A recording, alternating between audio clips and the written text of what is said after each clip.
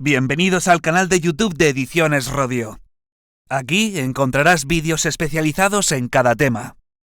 Si te gusta nuestro contenido, no olvides suscribirte, darle a me gusta y comentar tu experiencia. Gracias por elegirnos en tu camino hacia el éxito.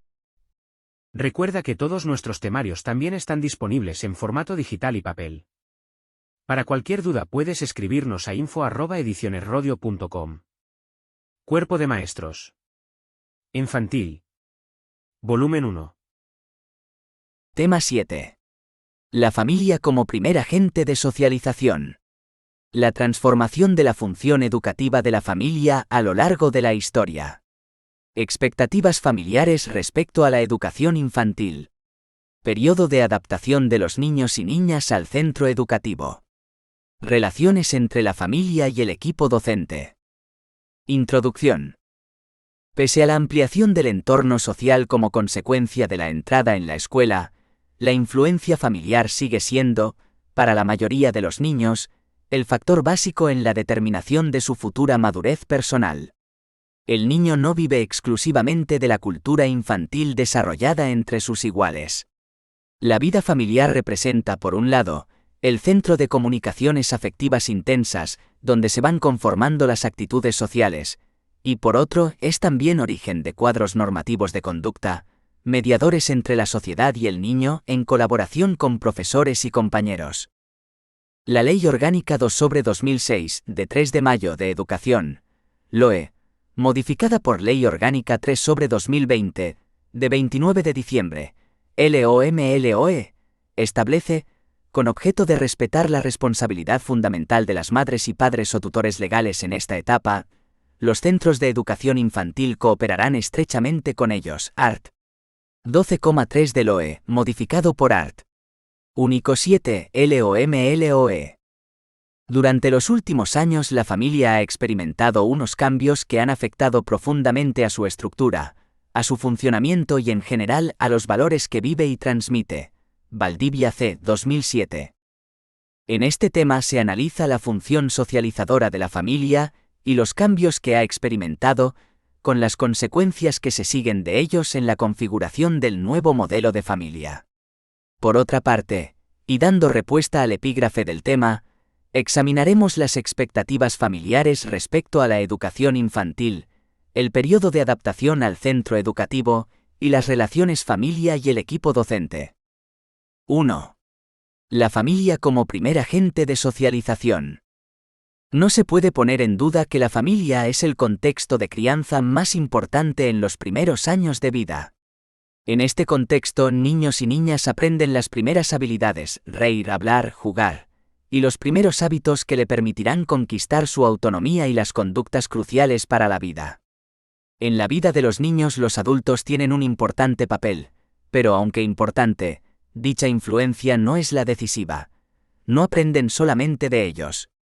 Se puede afirmar que la educación no es algo que los padres hagan a los hijos, sino algo que padres e hijos hacen conjuntamente. Rich 2003. 1,1. El papel protagonista de la familia en el desarrollo del niño. La familia constituye el grupo primario de socialización. Por grupos primarios se entienden aquellos que se caracterizan por una cooperación y unas relaciones estrechas y directas. Esa estrecha relación personal que se da en los grupos primarios es la que crea la identificación del sujeto con la vida y forma los objetivos comunes del grupo. Los grupos primarios proporcionan al sujeto la primera experiencia de lo social. Destacamos como características fundamentales de los grupos primarios. Son los primeros grupos en intervenir, tanto cronológica como materialmente, en la configuración de la identidad personal y la evolución social. La individualidad surge de esta relación en los grupos primarios, vida en común.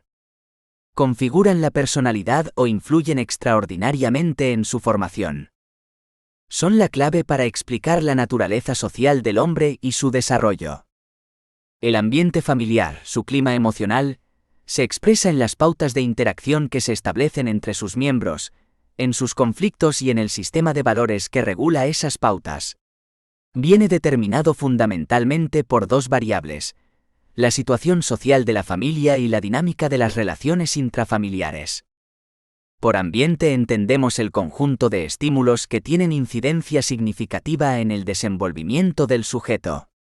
La familia, como grupo primario e intermediario entre la sociedad y el individuo, es el ambiente donde éste percibe por primera vez una serie de influencias que van a permitirle o no un desarrollo normal. En este sentido, la importancia de la familia viene dada, no solo porque constituye el único al principio y posteriormente el principal contexto de socialización, donde el niño crece, sino porque también, a través de sus decisiones y actuaciones, determina y selecciona la apertura del niño a otros contextos. 1,2. Función socializadora de la familia. La familia está considerada como el arquetipo de la vida en grupo. La residencia común representa una clara delimitación respecto a otros grupos. En ningún otro se pasan tanto tiempo y se enfrentan a una cantidad comparable de necesidades, intereses y tareas. La familia es el lugar de las primeras relaciones interpersonales. El niño comienza a conocer a los otros. En estas relaciones, los diferentes miembros tienen un papel y una posición particular. La forma incluso de la familia, el modelo familiar en el que viva el niño, constituye por sí mismo un elemento esencial de su socialización. Para el niño no existe otra posibilidad más que aceptar el mundo, tal y como le es presentado por sus mayores. Esta aceptación inicial es una de las precondiciones de su propio desarrollo. Las formas de interacción de los distintos miembros de la familia están determinadas tanto por la manera en que cada uno vive su papel, como por las actitudes, actuaciones y expectativas que los padres mantienen con relación a sus hijos. Estos generalmente actúan como reguladores, ya que son ellos los que dirigen el proceso de distribución de necesidades, y en ellos pone el niño las expectativas de alcanzar su bienestar. Para Pérez y Calzada. En este proceso de satisfacción de necesidades pueden surgir frustraciones, pero la forma en que los padres las manejan, bien por la relación que mantienen entre sí, o por la que mantienen con los hijos, determinará que el clima emocional sea de amor, odio o indiferencia. La estabilidad de la familia va a depender de dicho clima, telón de fondo en el que se desenvuelve la personalidad del niño. Para abordar el estudio de los procesos de interacción familiar y su influencia sobre el niño, es necesario tener en cuenta el conjunto de relaciones que se dan entre los distintos miembros de la familia: madre, padre, hermanos. Por otra parte, hoy se considera que el niño juega un papel activo en esas interacciones. La identidad de los padres como pareja es algo más que la suma de identidades individuales. Los roles que como hombre y mujer cumplen en sus funciones parentales trascienden sus determinantes individuales.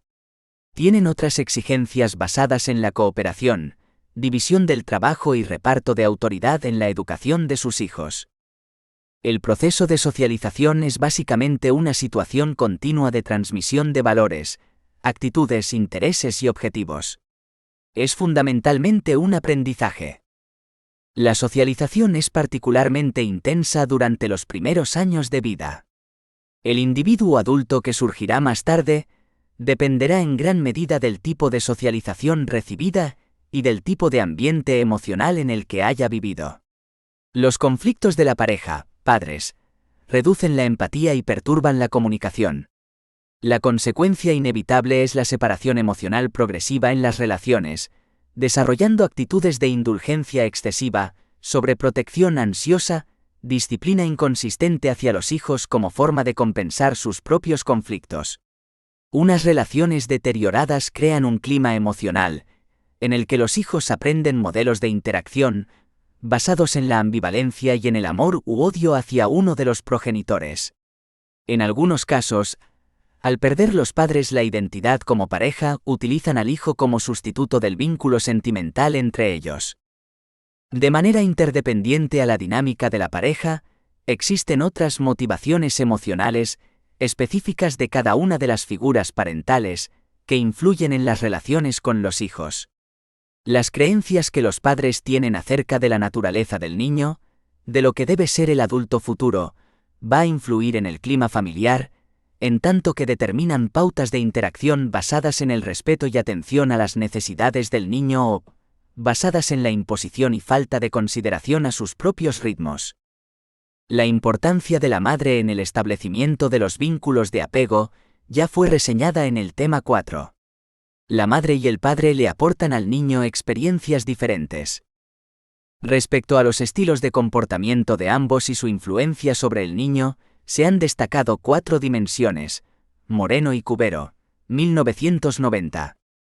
1. Grado de control. El control que los padres ejercen se lleva a cabo mediante el uso de distintas estrategias. Afirmación de poder. Retirada de afecto. Inducción. 2. Comunicación padres-hijos. Desde esta perspectiva cabe considerar: padres altamente comunicativos, razonan, escuchan y pueden cambiar sus comportamientos.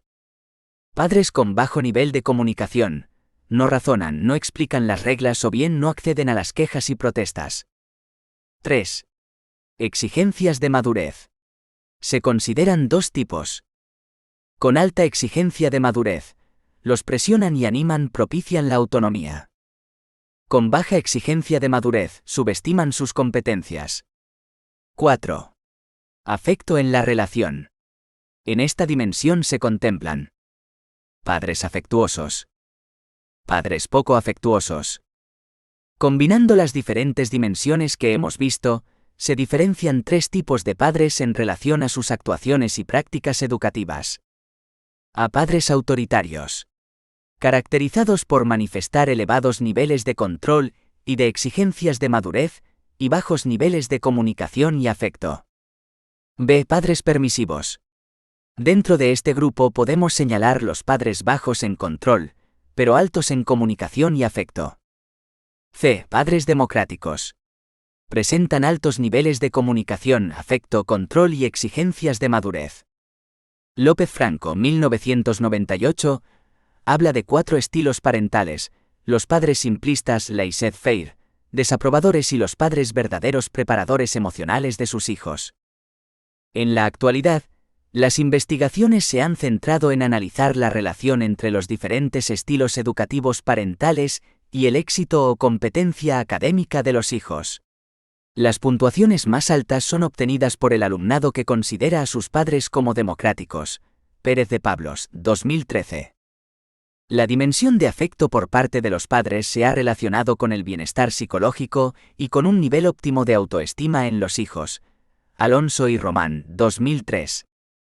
En otra línea se sitúan los trabajos que encuentran una relación positiva entre las prácticas educativas paternas y la competencia psicosocial de los hijos que irán adquiriendo y con las que han de construir un proyecto de vida provechoso y satisfactorio.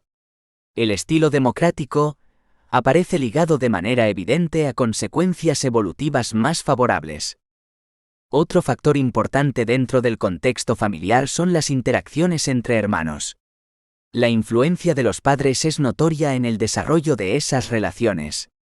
Se ha estudiado cómo la presencia de la madre provoca una reducción en el nivel global de las interacciones entre hermanos, haciendo que éstas sean algo más agresivas y menos prosociales.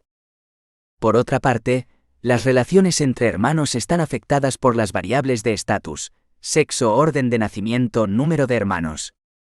Las parejas de hermanos del mismo sexo tienden a implicarse con mayor frecuencia en interacciones cálidas y en la imitación mutua de comportamientos. Los hermanos mayores asumen frecuentemente el papel de cuidador, adoptando actitudes y comportamientos más afectuosos que los hermanos menores. Los hermanos pequeños de familias numerosas reciben más atenciones de los mayores que aquellos que viven en familias con pocos hijos. Con el tiempo, el individuo socializado se convertirá a su vez en agente socializador, contribuyendo de esta forma al mantenimiento de la cultura y la estructura social a la que pertenece. Esta es la función que se denomina reproductora de cultura que realiza la familia. 2. La transformación de la función educativa de la familia a lo largo de la historia. La familia, como estructura social básica, ha ido evolucionando en el tiempo al igual que la sociedad. La Constitución de 1978 sienta las bases para el nuevo concepto de la familia. El artículo 14 de la Constitución consagra el principio de igualdad al decir que los españoles son iguales ante la ley, sin que pueda prevalecer discriminación alguna por razón de nacimiento, raza, sexo, religión o cualquier otra condición o circunstancia personal o social. La proclamación de este principio afecta a la institución familiar, cambiando totalmente la situación de la mujer y de los hijos.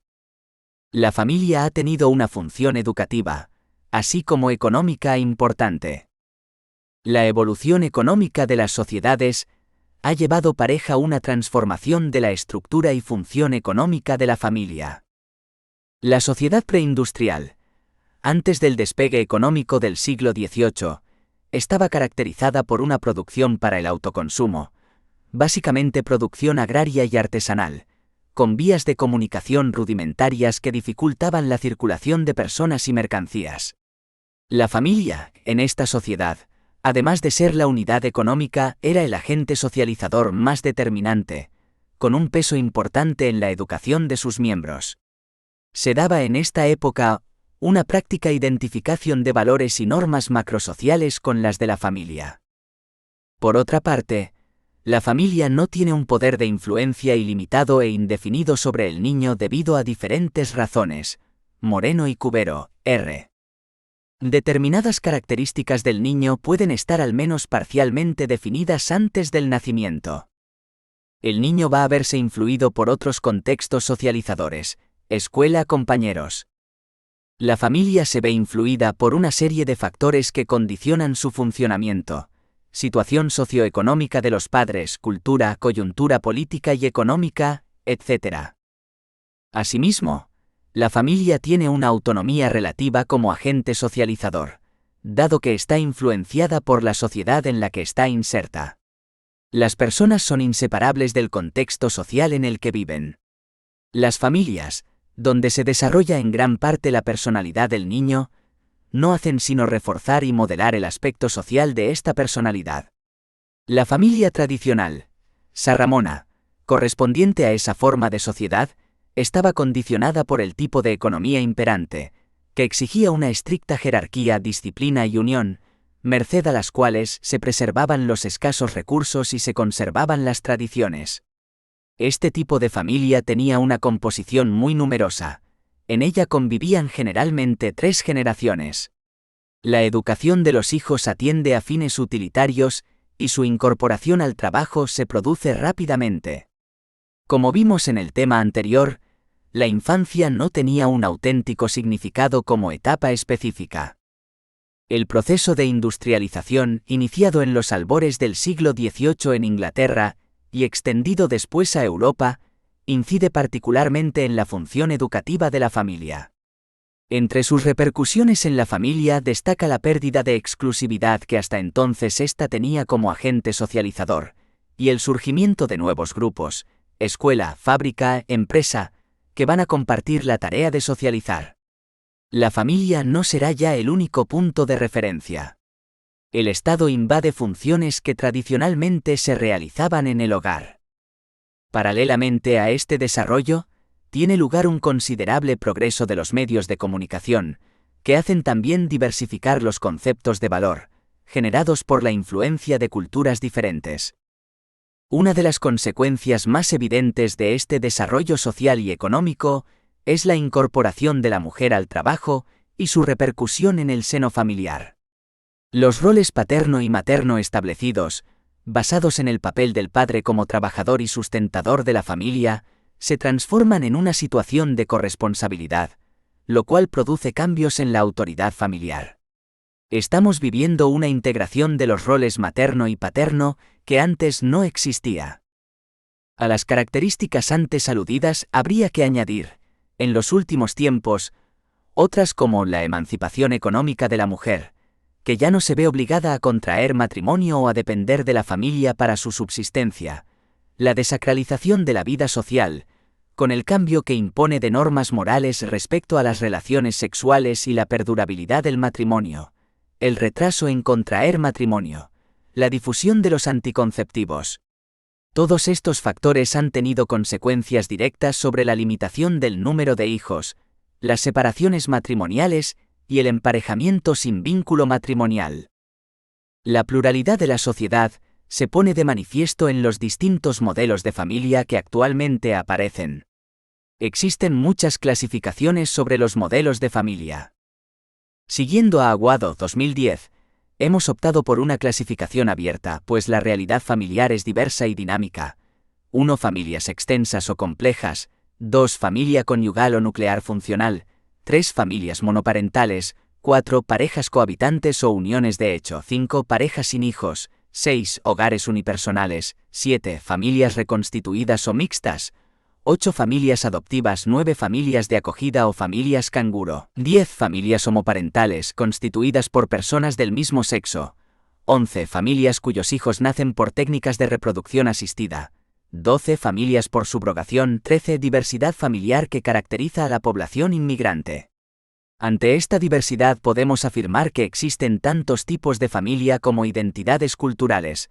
Rodríguez, 2008. Teniendo en cuenta que los cambios son cada vez más dinámicos y que hay una gran diversidad familiar, es necesario que desde la escuela se responda con medidas concretas. En este sentido, los modelos educativos deben respetar la realidad familiar de cada niño. Este es el horizonte hacia el que se debe caminar en la escuela inclusiva. Podemos afirmar que no hay escuela inclusiva sin diversidad familiar. Entre las medidas que se pueden adoptar desde el ámbito educativo, apuntamos: respetar la diversidad familiar y las historias personales, evitando las conductas de discriminación. Profundizar en los contenidos relacionados con la diversidad familiar, mediante unidades didácticas también de forma transversal. Utilizar y crear materiales que permitan abordar el tema, libros de texto, cuentos, películas, canciones, juguetes, etc. Los alumnos deben visualizar la diversidad familiar. Estimular la reflexión y el debate sobre el tema a través de las escuelas de padres, tutorías, orientación escolar. A pesar de todas las transformaciones de la familia, la educación de los hijos sigue siendo una responsabilidad fundamental de la familia, independientemente del tipo de familia que sea. Para Sarramona 2002, la familia presenta las condiciones propicias para hacer realidad la educación de los hijos. Los padres son responsables de los hijos por derecho natural. Los padres gozan de la ascendencia y autoridad que son precisas para educar. 3. Expectativas familiares respecto a la educación infantil. Como ya hemos dicho anteriormente, el comportamiento del niño es, en gran medida, una prolongación de su experiencia en el seno familiar. La familia configura unos ambientes integradores, estimulantes para sus miembros o, por el contrario, reforzadores de tensiones y comportamientos erróneos. 3,1. Clase social y estatus. La relación entre educación, clase social y estatus es aún objeto de estudio para la sociología de la educación. En cuanto a las expectativas de la familia, estas han cambiado paralelamente al proceso de industrialización de la sociedad. Surge una apetencia universal de escolaridad infantil y profesional. El conocimiento y la inteligencia en sí son elementos altamente valorados, y la educación constituye el marco ideal de desarrollo de estos elementos. En el caso español, la clase media se preocupa por dotarse de calificaciones y titulaciones profesionales. Todo ello repercute en la manera en que la familia vive su relación con los hijos y las expectativas que tiene hacia ellos. La familia, como ya hemos visto, transmite al niño una determinada posición en la escala social y la cultura que le es propia. Cada clase tiene una forma peculiar de concebir e interpretar la realidad circundante. Los sistemas de valores, pautas de crianza, costumbres, expectativas sociales, etc., son distintas en cada familia según la clase a que pertenezcan. La dinámica de la vida familiar aparece condicionada por estos factores y afectan al tipo de influencias que recibe el niño en su proceso de desarrollo. La clase social condiciona primordialmente los modos y contenidos de aprendizaje. Los patrones estimulantes. Existen diferencias cualitativas respecto al lenguaje, nivel de expectativas y rendimiento, motivación, etc., entre las diferentes clases sociales. 3,2. Grupo de pertenencia. Por grupo de pertenencia, entendemos el grupo del cual el niño forma parte y en el que se dan ciertas características comunes de variada naturaleza: raza, religión, preferencias políticas. Desde que nacemos formamos parte de diferentes grupos de pertenencia, donde se moldea nuestra identidad. Las aspiraciones y expectativas están influidas por esos grupos a los que pertenecemos, ya que conforman nuestro marco de referencia. Respecto a la forma de concebir la educación de los hijos, hay diferencias en aspectos tan diversos como roles desempeñados, pautas educativas establecidas, tipo de disciplina, etc. 3,3. Expectativas generales. Las expectativas generales respecto a la educación infantil han tenido y siguen teniendo un fuerte crecimiento debido a numerosas razones, algunas de las cuales se han señalado anteriormente. La incorporación masiva de la mujer al mundo del trabajo ha originado una nueva demanda social: la custodia de los niños más pequeños. Los agrupamientos urbanos, con la nueva estructura de familia de tipo nuclear, más reducida y diferenciada, han provocado una tendencia hacia la mayor diferenciación de los grupos de edades y de la infancia como etapa característica. Las ciudades actuales, reducido espacio de las viviendas, escasez de zonas de esparcimiento adecuadas, hacen difícil el intercambio espontáneo entre los niños y, por tanto, generan la necesidad de crear nuevos ámbitos donde sea posible la socialización con los iguales. La necesidad de una adecuación a los nuevos requerimientos productivos, la constatación de la obsolescencia de las pautas educativas aprendidas por los padres y las demandas sociales relativas a la importancia de la educación, exigen una especialización cada vez más acusada que la familia no puede atender con sus propios medios. Los diferentes cambios producidos y la pérdida de peso anteriormente juzgado por la tradición hacen que los padres jóvenes estén más inermes de lo que estaban sus homólogos en las sociedades tradicionales. Las expectativas serán diferentes según se trate del primero o del segundo ciclo. Para el primero estarán centradas en el cuidado o atención, comida, sueño. En el segundo tendrán un carácter más instructivo, puesto que se espera que los niños adquieran las bases y herramientas que permiten apropiarse de la cultura. Entre las más comunes y con carácter general podemos señalar: atención de los hijos en un clima de seguridad y confianza. Participar en el proyecto educativo. Participar en la gestión del centro. Estar informados respecto a sus hijos. Que la escuela no signifique un proceso de ruptura con la familia. Educación para todos. Educación de calidad. Que se estimule la capacidad de comunicación, la resolución de problemas, el uso de nuevas tecnologías. 4. Periodo de adaptación de los niños al centro educativo. Comenzar a ir a la escuela infantil es algo totalmente desconocido para el niño y la niña que lo hace por primera vez. No sabe qué se espera de él. El criterio para su incorporación suele ser el cronológico, y en muchos casos, fruto de condicionantes externos como el trabajo, el nacimiento de otro hermano, etc. El momento oportuno para la incorporación debe establecerse teniendo en cuenta fundamentalmente la situación individual y personal de cada niño. Ha de procurarse que esté en condiciones óptimas de salud y que no esté atravesando un periodo crítico, ya que son situaciones de inseguridad que dificultan su adaptación. El proceso de ingreso debe ser programado de forma que resulte lo menos doloroso posible, tanto para ellos como para los padres. Suele ser importante, para esa primera toma de contacto, realizar una primera visita de reconocimiento, para que los niños y niñas puedan hacerse una idea clara de la situación. 4,1. Papel de la familia y la escuela. Cuando los padres deciden llevar a su hijo a una escuela infantil, lo primero que les preocupa es cómo es el centro, conocer a los educadores, etc. Suele tener lugar una primera entrevista de conocimiento, en la que el equipo docente comenta la conveniencia de que alguno de ellos pase unas horas en el centro durante el periodo de adaptación del niño. Es fundamental en estos primeros momentos que los padres se sientan bien acogidos, pues para ellos también se trata de adaptarse a una nueva situación, disipar sus temores sobre el comportamiento del niño, si será aceptado, si se integrará, etc. En este sentido, el papel del personal docente es muy importante, ya que tiene que ofrecer ayuda y seguridad tanto a los padres como al niño. Soportar las tensiones creadas por el sufrimiento del niño nuevo las primeras veces que se encuentra junto a otros niños. Debe encontrar la manera de consolarlo. Tarea no fácil, teniendo en cuenta que hay además otros niños que naturalmente necesitan de las mismas atenciones. Pasados estos primeros momentos, los contactos diarios entre padres y docentes son muy útiles para comprender lo que significa compartir con otros el cuidado de los niños. Se trata de crear relaciones de confianza entre el personal del centro y los padres. Los niños son extremadamente sensibles a las comunicaciones que se establecen entre adultos. Esta es la manera más adecuada de mejorar la calidad y la eficacia del trabajo.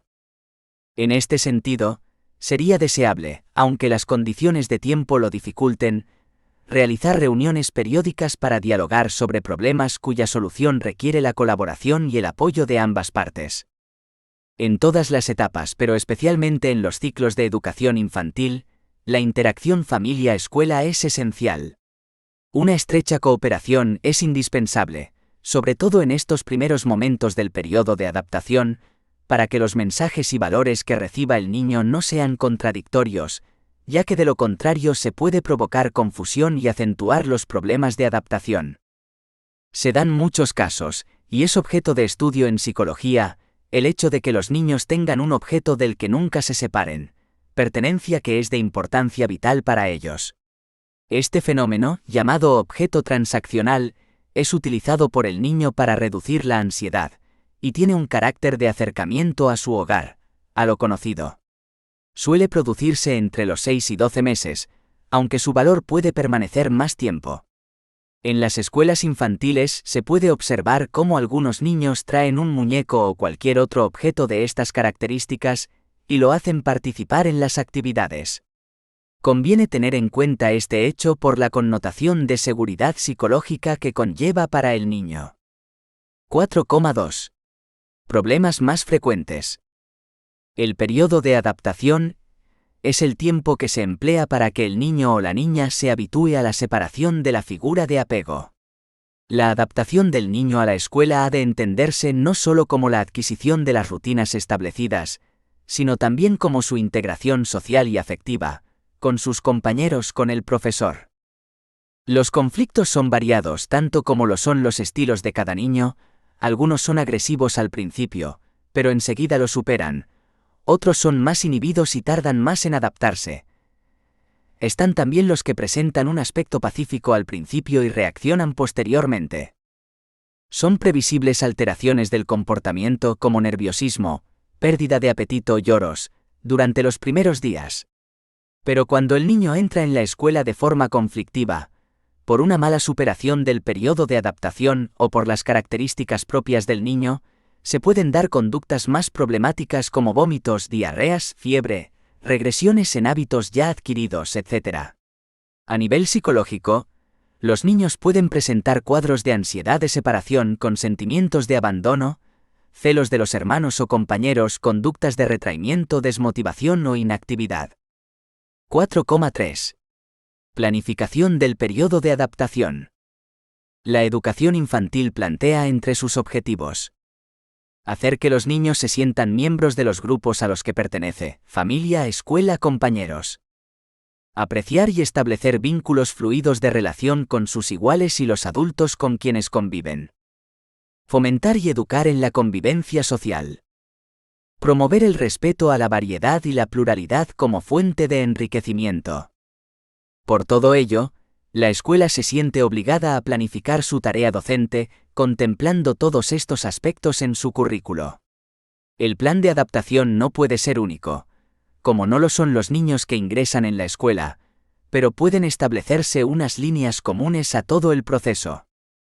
Los mejores resultados se han demostrado cuando la adaptación se realiza de forma gradual. Tener un contacto directo anterior al ingreso con el centro, las aulas, el patio, los niños. Tener un contacto individualizado con el educador antes del comienzo de las clases. Introducir gradualmente los nuevos hábitos, ya que las modificaciones del entorno de la organización, etc., implican una reestructuración difícil. Incluir la permanencia de las madres-padres los primeros días del periodo de adaptación. En algunos casos, nos podemos encontrar niños con dificultades especiales para separarse de sus padres, lo cual supondrá un periodo de adaptación más largo y con atenciones específicas más prolongadas. En líneas generales, la organización del periodo de adaptación debe contemplar sensibilización y elaboración de un plan de trabajo del educador para esta etapa. Esta fase contemplará el establecimiento de unos objetivos en torno a la actitud del educador y a la recogida de información. Conocimiento de la escuela por parte de los padres. Debe realizarse antes de que el niño acceda al centro y ha de estructurarse y desarrollarse en diferentes momentos.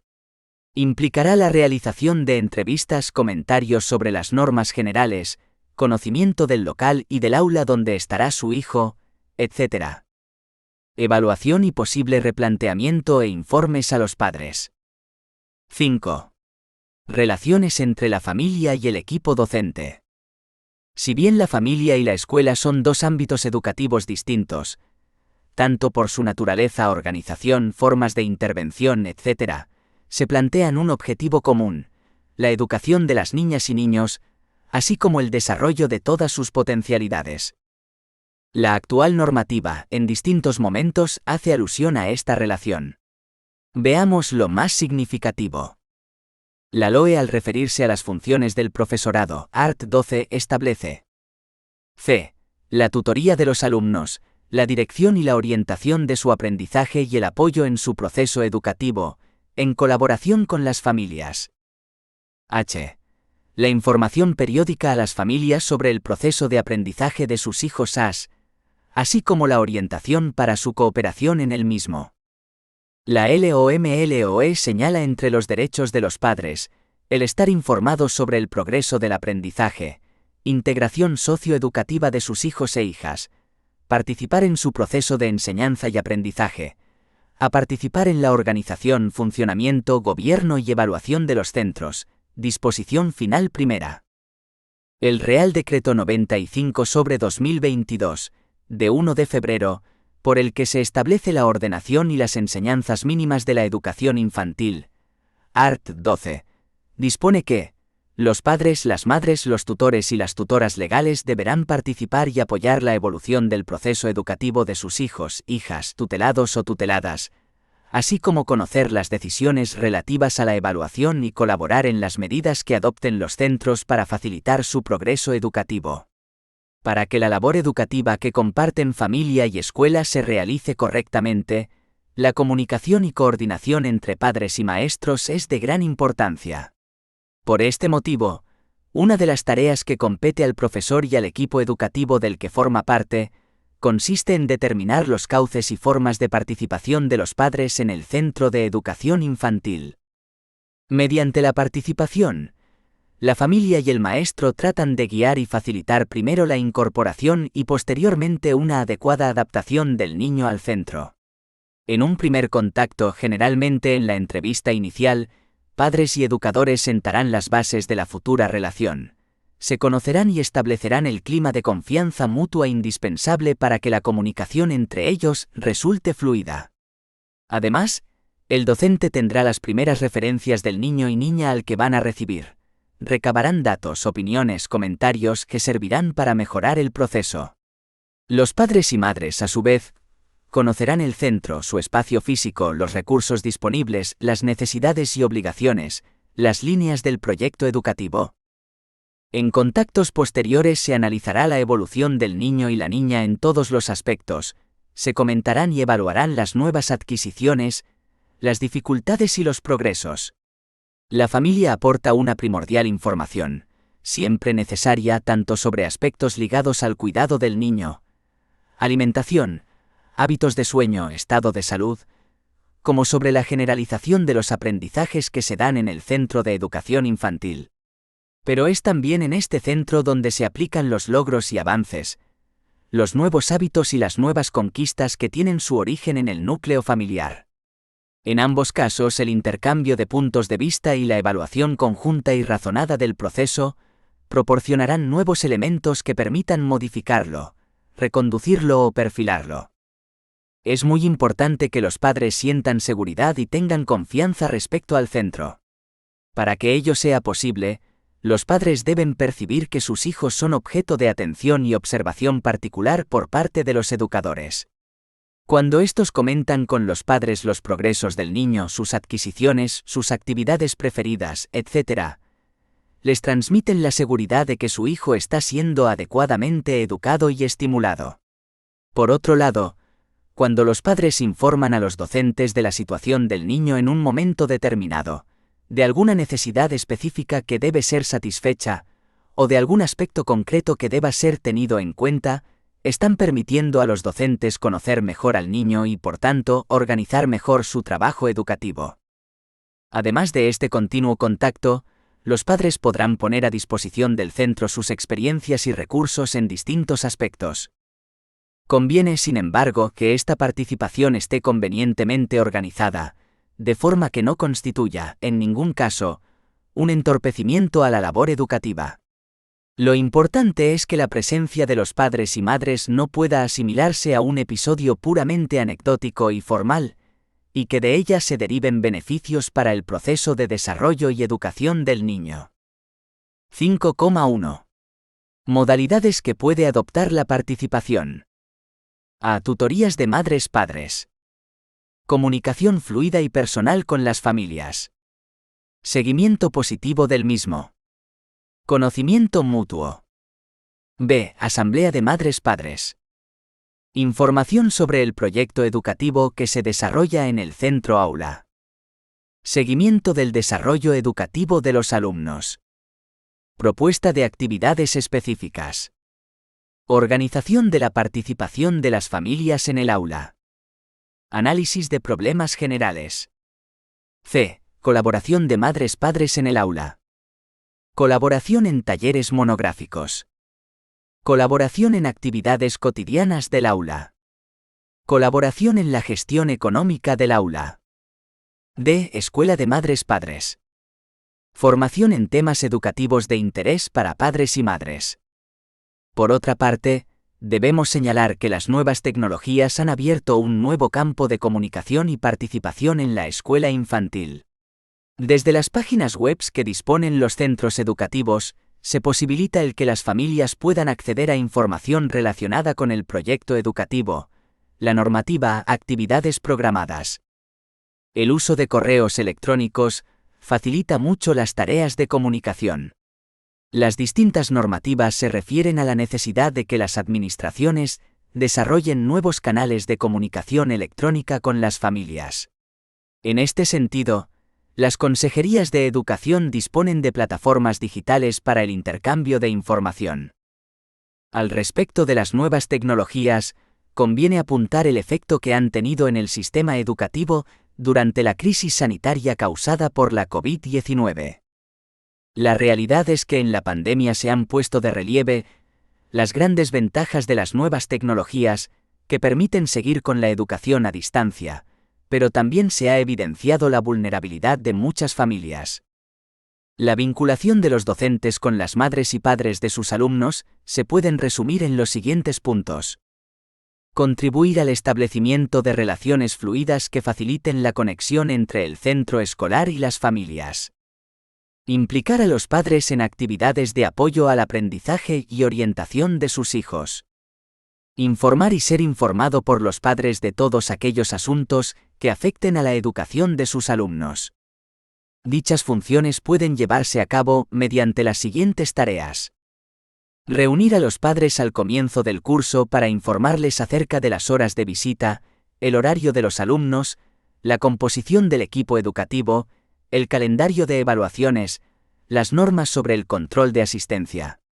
En dicha reunión también se deben comentar con los padres las características de la edad y del nivel escolar en que se encuentran sus hijos, así como los objetivos y actividades de las tutorías.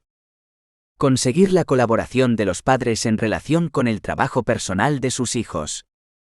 Preparar visitas a empresas, servicios, lugares de ocio, etc., con la colaboración de los padres. Mantener entrevistas individuales con los padres cuando ellos las soliciten o cuando el tutor las considere necesarias, anticipándose a las situaciones de inadaptación escolar. Coordinar grupos de discusión sobre temas formativos de interés para los padres con miras a la educación de sus hijos. Mantener al menos 3 reuniones con los padres a lo largo del curso. Estas reuniones servirán para intercambiar información y analizar con ellos la marcha del curso. Deben prepararse cuidadosamente, fijando un orden del día estricto y sugerente, y explicando a los alumnos los fines de la reunión, con objeto de que animen a sus padres a asistir. El trabajo educativo requiere una buena coordinación y relaciones con los padres y madres de los alumnos, tanto en función del aula como del centro, particular o corporativamente. La educación escolar no puede ni debe pretender asumir responsabilidades y funciones de otros contextos, especialmente el familiar, pero sí que debe ser uno de los objetivos el progresivo acercamiento entre escuela y familia, pues ambas saldrán favorecidas y redundará en la educación de sus hijos. Por todas estas razones, organizar cuidadosa y positivamente la relación con los padres de los alumnos debe ser un elemento a tener en cuenta en la programación educativa de la actividad tutorial. Disponer de un tiempo y un espacio adecuados y sistemáticos para el desarrollo de la comunicación con los padres constituye un elemento básico de esa organización. Con relación a la organización de las actividades que estamos analizando, convendría destacar algunos aspectos.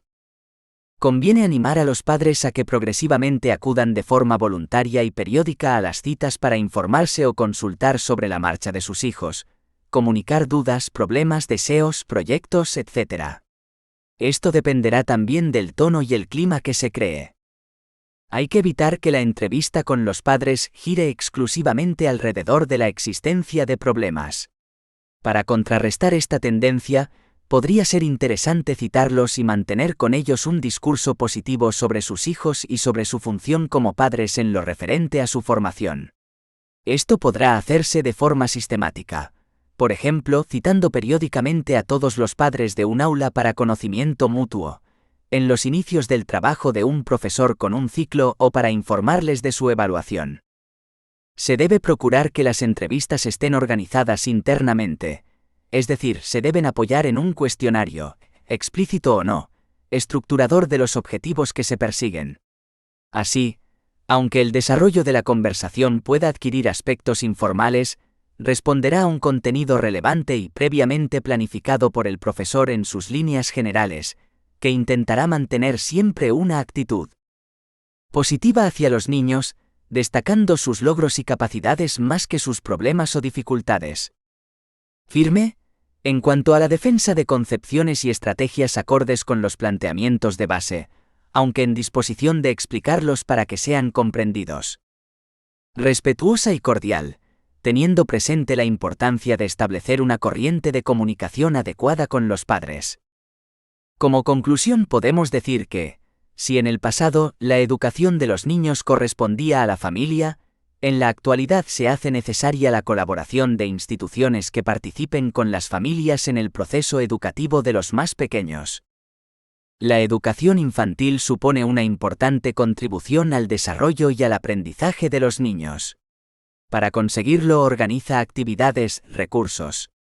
También es necesaria la participación de la familia, así como la armonización de criterios con el equipo educativo.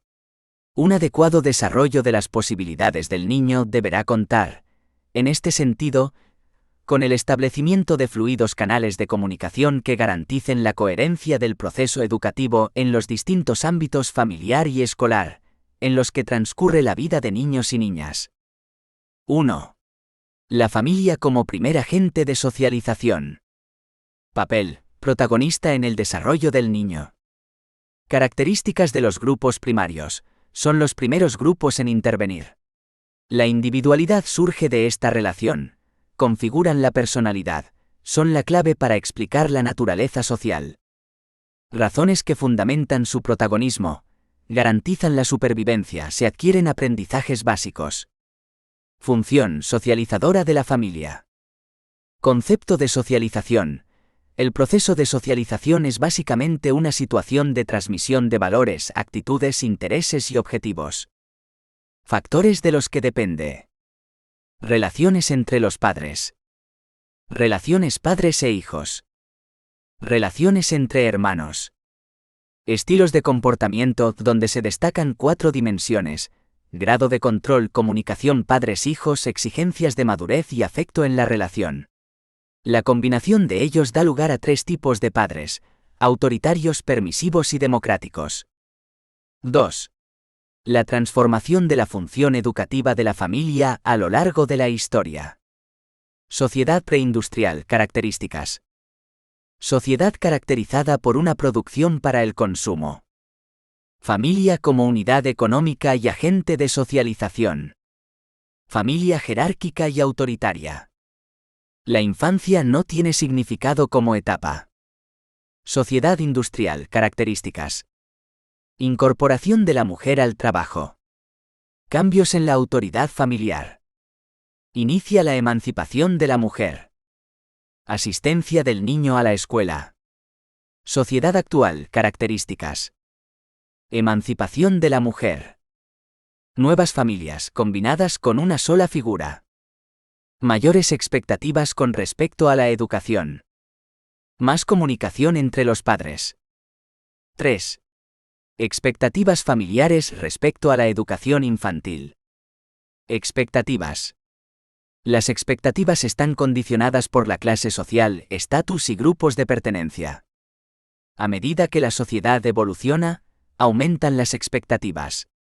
Entre ellas señalamos: atención de los hijos en un clima de seguridad y confianza. Participar en el proyecto educativo. Participar en la gestión del centro. Estar informado respecto a sus hijos. Que la escuela no signifique un proceso de ruptura con la familia. Educación para todos. Educación de calidad. Que se estimule la capacidad de comunicación, la resolución de problemas, el uso de nuevas tecnologías. 4. Periodo de adaptación de los niños al centro educativo. Papel de la familia y escuela. Escuela y familia deben conocerse. Colaborar. No emitir mensajes contradictorios. Dialogar. Crear relaciones de confianza. Problemas más frecuentes. Pueden presentarse alteraciones del comportamiento como nerviosismo, torpeza, pérdida de apetito, pesadillas, diarreas, vómitos.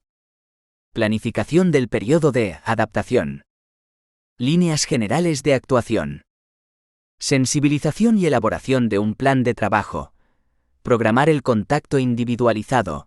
Introducir gradualmente los nuevos hábitos, entrada escalonada. Conocimiento de la escuela por parte de los padres. Evaluación y posible replanteamiento e informes a los padres. 5.